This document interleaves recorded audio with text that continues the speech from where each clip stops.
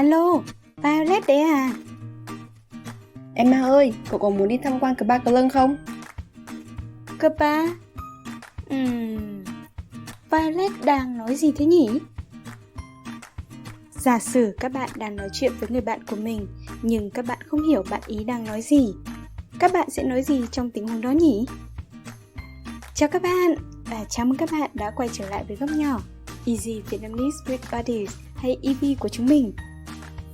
Các bạn đã học tiếng Việt lâu chưa? Và các bạn đã học tiếng Việt như thế nào rồi? Các bạn đang học vui vẻ hay đang gặp khó khăn?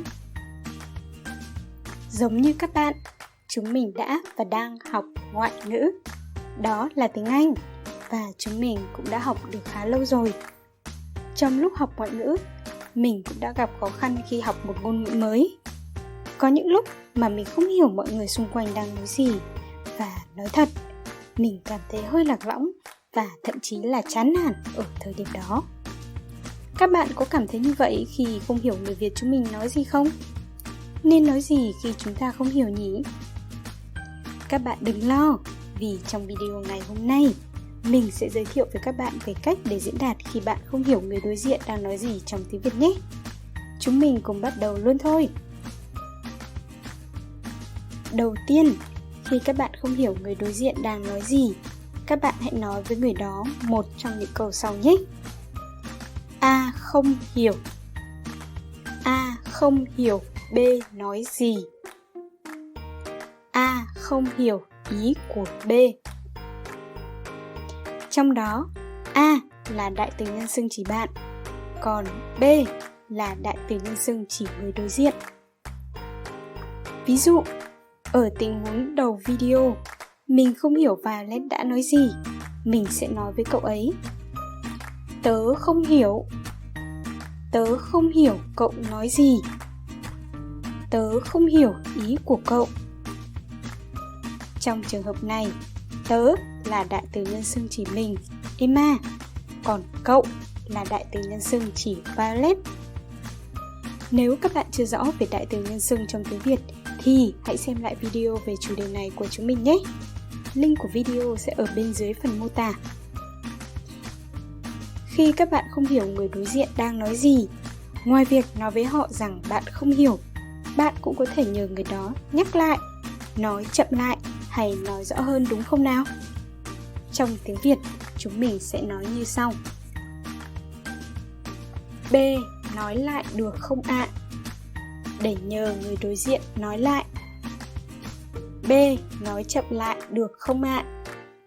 Để nhờ người đối diện nói chậm lại.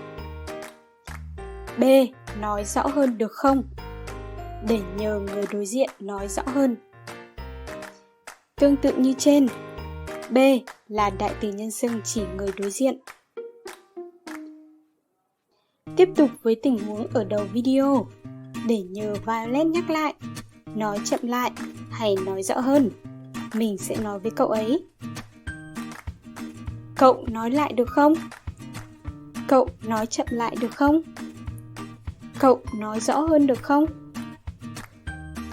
Các bạn cũng có thể kết hợp câu nói rằng bạn không hiểu và các câu nhờ người đối diện nhắc lại, nói chậm lại hay nói rõ hơn thành một câu. Vẫn với tình huống ở đầu video, mình sẽ kết hợp các câu và nói với Violet như sau. Tớ không hiểu, cậu nói lại được không? Tớ không hiểu cậu nói gì, cậu nói chậm lại được không? Tớ không hiểu ý của cậu, cậu nói rõ hơn được không? Bây giờ, chúng mình hãy cùng xem tiếp tình huống ở đầu video nhé. Tớ không hiểu, cậu nói chậm lại được không?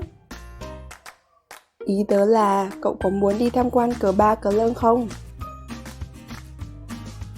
Hy vọng là sau video ngày hôm nay, các bạn sẽ biết cách để trả lời khi người đối diện nói quá nhanh hay nói không rõ nhé. Các bạn còn có cách diễn đạt nào khác khi không hiểu người Việt chúng mình nói gì không? Hãy chia sẻ với chúng mình ở phần bình luận bên dưới nhé. Và đó là tất cả cho video ngày hôm nay. Nếu các bạn thấy video này hữu ích, đừng quên ấn like, share và subscribe cho kênh của chúng mình nhé. Nếu các bạn có bất kỳ câu hỏi, ý kiến hay góp ý nào, hãy đừng ngần ngại để lại nhận xét phía dưới và chúng mình sẽ đọc và trả lời sớm nhất. Tạm biệt và hẹn gặp lại các bạn trong các video lần sau nhé!